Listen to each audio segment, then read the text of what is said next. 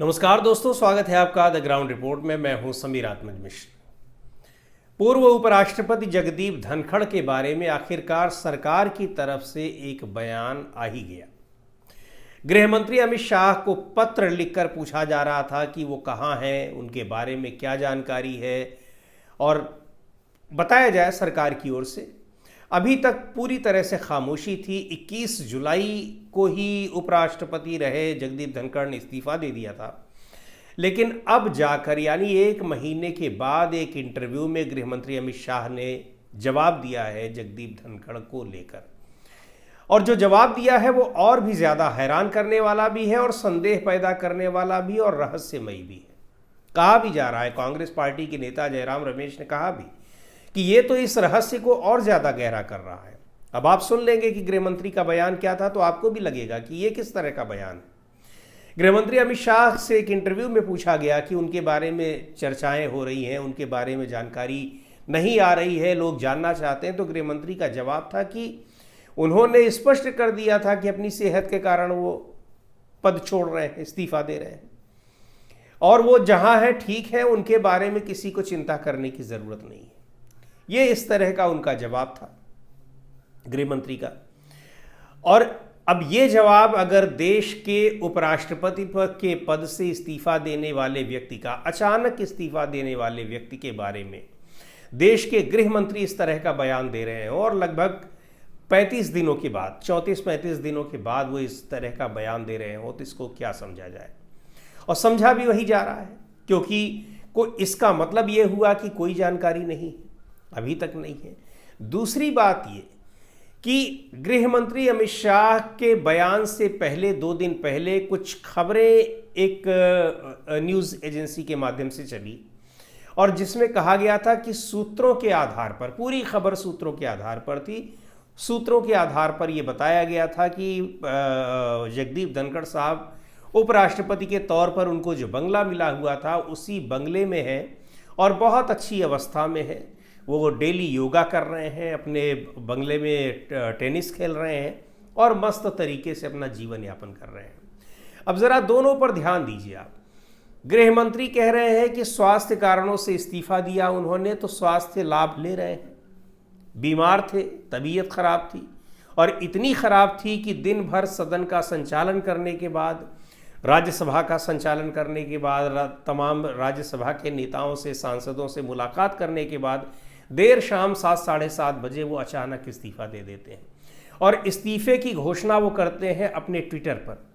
उसी में उस लेटर को भी टैग कर देते हैं जो लेटर उन्होंने राष्ट्रपति को भेजा अपना इस्तीफा देते, और उस इस्तीफे में वो कहते हैं कि मैं स्वास्थ्य कारणों से इस्तीफा दे रहा हूँ।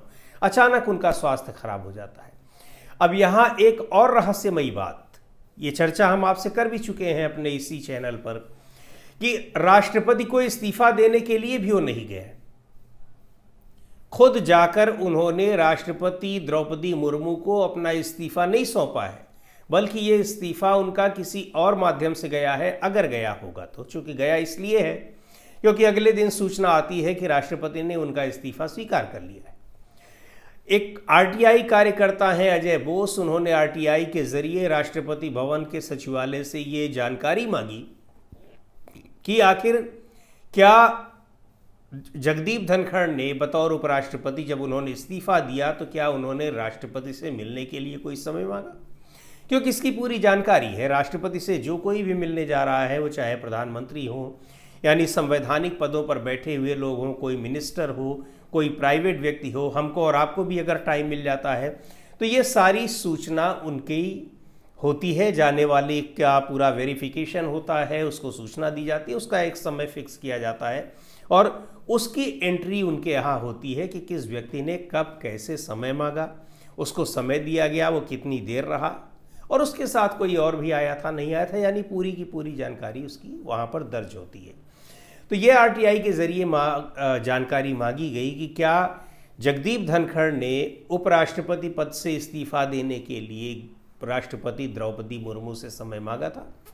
उसमें जानकारी मिली कि कोई इस तरह की कोई इन्फॉर्मेशन राष्ट्रपति भवन सचिवालय में नहीं है और अगले दिन इस्तीफे की जब को स्वीकार किया गया तो उसकी जानकारी वहाँ पर दी गई। तो ये भी अपने आप में रहस्य बना हुआ है कि आखिर जगदीप धनखड़ साहब ने इस्तीफा कैसे भेजा।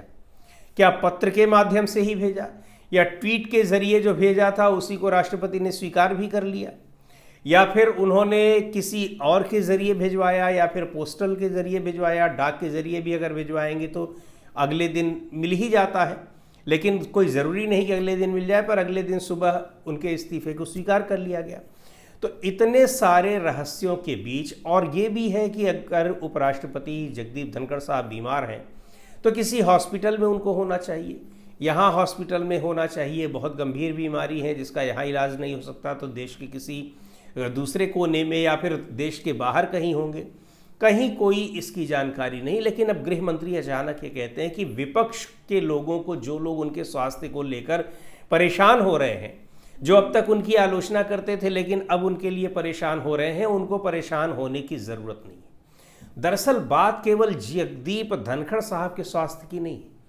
जगदीप धनखड़ देश के उपराष्ट्रपति थे, उनसे निजी किसी का सरोकार रहा हो न रहा हो, उनका निजी किसी से कोई संपर्क रहा न हो या ना रहा हो, बहुत सारे लोगों से संपर्क उनका था, लेकिन देश के उपराष्ट्रपति का इस तरीके से अचानक इस्तीफा दे देना ये बहुत सारे संदेह पैदा करता है।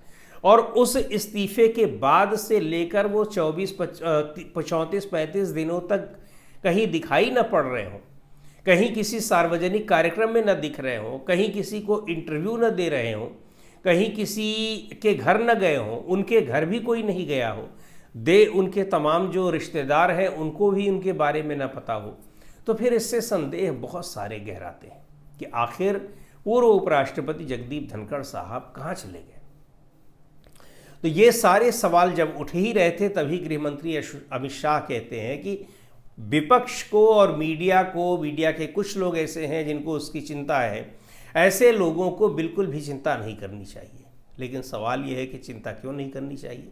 भाई देश के एक उपराष्ट्रपति पद से वो पद को उन्होंने छोड़ा है, त्यागा है, तो उस पर सवाल पूछे ही जाएंगे। लेकिन गृहमंत्री अमित शाह का ये बयान कितना गैर जिम्मेदाराना किस्म का है कि वो जहाँ भी हैं ठीक हैं और कोई दिक्कत नहीं है, लोग परेशान ना हो। तो आखिर कोई परेशान कोई निजी संबंधों के कारण नहीं हो रहा है, होगा, बहुत सारे लोगों के निजी संबंध भी होंगे, लेकिन वो देश के उपराष्ट्रपति हैं और जिन परिस्थितियों में उन्होंने अचानक इस्तीफा दिया है उसके बाद से उन परिस्थितियों को कुछ सामान्य करने की कोशिश की जा रही होगी, लेकिन उस कोशिश पर भी पलीता लगता दिखाई पड़ रहा है। तो अब गृह मंत्री अमित शाह का ये बयान ये कितना गंभीर है और कितना महत्वपूर्ण है, इसको लेकर जबरदस्त तरीके से एक और रहस्य जगदीप धनखड़ के स्वास्थ्य के बारे में शुरू हो गया है और रहस्य गहराता चला जा रहा है। दूसरी ओर गृहमंत्री अमित शाह का कल एक और बयान बड़ा चर्चा में रहा और वो बयान भी उनका उसी इंटरव्यू का हिस्सा है जिसमें ये सारे सवाल पूछे गए थे बिहार के बारे में, मणिपुर के बारे में। उस बयान को लेकर तो वो बुरी तरीके से सुप्रीम कोर्ट की अवमानना तक में गिर सकते हैं। हुआ क्या कि उन्होंने जो इस समय इंडिया गठबंधन के राष्ट्रपति उपराष्ट्रपति पद के उम्मीदवार हैं बी सुदर्शन रेड्डी, उनके बारे में कह दिया कि ये तो नक्सलियों के हितैषी हैं।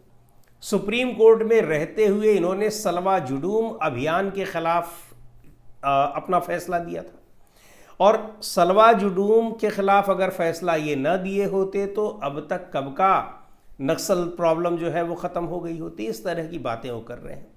अब इसको लेकर देश के 18 सुप्रीम कोर्ट के 18 पूर्व मुख्य न्यायाधीशों ने, कई राज्यों के पूर्व मुख्य न्यायाधीशों ने, दूसरे न्यायाधीशों ने और तमाम दूसरे कानूनविद और जो एक इंटेलेक्चुअल लोग होते हैं, उन्होंने एक संयुक्त बयान जारी किया है और उस संयुक्त बयान में गृहमंत्री अमित शाह के इस बयान की बड़ी आलोचना की है, क्योंकि सलवा जुडूम के खिलाफ सब जो एक फैसला था वो दिया था बी सुदर्शन रेड्डी की अध्यक्षता वाली पीठ ने दिया था, लेकिन उसको लेकर गृहमंत्री अमित शाह ने उन पर हमला बोला है, नक्सलियों का हमदर्द बताया है और इस तरीके से उसका विरोध किया है। तो जो 18 कानूनविदों ने एक संयुक्त वक्तव्य जारी किया है, बड़े बड़े सुप्रीम कोर्ट के पूर्व जजेस के नाम हैं, उसमें ये कहा गया है कि ये देश के लोकतांत्रिक ढांचे को बहुत नुकसान पहुंचाने वाला है और इस तरीके से गृह मंत्री अमित शाह को ये बात नहीं कहनी चाहिए। और ऐसे बहुत सारे फिर फैसलों पर उंगलियां उठने लगेंगी कि कैसे ये फैसले दिए गए हैं, और यहाँ तक कि उनको बहुत ही सख्त शब्दों में चेतावनी भी दी गई है ताकि दूसरे लोग इस तरह के बयान न देने पाएं इतने बड़े पद पर बैठे हुए एक सार्वजनिक कार्यक्रम में, सार्वजनिक मंच पर। तो ये जो मुद्दे हैं, चाहे वो बी सुदर्शन रेड्डी को लेकर टिप्पणी का मुद्दा हो या फिर यहाँ जगदीप धनखड़ के स्वास्थ्य के बारे में इतनी हल्की बात कर देने वाला मामला हो, इसके अलावा और भी कई मामलों में लगातार गृह मंत्री अमित शाह घिरे ही हैं। इन सारी चीज़ों को देखते हुए लग रहा है कि कैसे ये सब मुद्दों पर इस तरीके से गृह मंत्री जैसे पद पर रहते हुए वो बयान दे सकते हैं। यहाँ तक कि जो सलवा जुडूम का ही मामला है, अब सलवा जुडूम नक्सलियों के खिलाफ सरकार ने नक्सलियों को ही तैयार किया था, उसकी उस समय भी बड़ी आलोचना हो रही थी। लेकिन अब वो ये कह रहे हैं कि अगर उसके खिलाफ, चूंकि वो एक मानवाधिकार हनन का मामला पाया गया कि इसके ज़रिए आदिवासियों को, उन्हीं आदिवासियों में से कुछ लोगों को एसपीओ बनाकर यानी स्पेशल पुलिस ऑफिसर बनाकर उनको मरवाया जा रहा है, ये आरोप लगे हुए थे। तो ये गंभीर आरोप थे, लेकिन अब इन्हीं आरोपों को लेकर ये आरोप बी सुदर्शन रेड्डी पर लगा रहे हैं गृह मंत्री अमित शाह, जिनकी अध्यक्षता वाली पीठ ने यह फैसला दिया था। तो उस पर भी बहुत बुरी तरीके से घिरे हुए दिखाई पड़ रहे हैं। लेकिन जिस तरीके से पूर्व उपराष्ट्रपति जगदीप धनखड़ साहब के बारे में ये बयान आया है, इसको लेकर अब और भी रहस्य गहराता चला जा रहा है कि आखिर जगदीप धनखड़ साहब हैं कहाँ। और बार बार सवाल पूछा जा रहा है, राहुल गांधी ने सवाल पूछा, कपिल सिब्बल ने गृह मंत्री अमित शाह को पत्र लिखकर पूछा है, संजय राउत ने इस बारे में सवाल किया है। तो अब ये सवाल निश्चित तौर पर एक बहुत महत्वपूर्ण सवाल बन गया है कि आखिर जो पूर्व उपराष्ट्रपति जगदीप धनखड़ साहब का है वो है कहाँ पर। यहाँ नए उपराष्ट्रपति के चुनाव के लिए अधिसूचना भी जारी कर दी गई, आने वाले 9 सितंबर को उसके चुनाव भी हैं। दोनों ही गठबंधन के जो उम्मीदवार हैं वो अपने प्रचार करना शुरू कर दिए हैं, सांसदों से मेल मुलाकात का कार्यक्रम। लेकिन पुराने उपराष्ट्रपति यानी अभी तक जो थे जगदीप धनखड़ कहाँ हैं, इसके बारे में कोई जानकारी नहीं है। कब मिलेगी ये जानकारी, बहुत ही महत्वपूर्ण है। लेकिन गृह मंत्री अमित शाह को ये लगता है कि ये बहुत सामान्य बात है, पर सामान्य बात है नहीं। आज के इस वीडियो में इतना ही। अगले वीडियो में फिर मिलेंगे एक नए विषय के साथ, एक नए मुद्दे के साथ। द ग्राउंड रिपोर्ट के यूट्यूब चैनल को आपने अब तक सब्सक्राइब न किया हो तो ज़रूर कर लें। हमारे वीडियोस को लाइक करें, शेयर करें और अपने सुझाव भी हमें ज़रूर भेजें।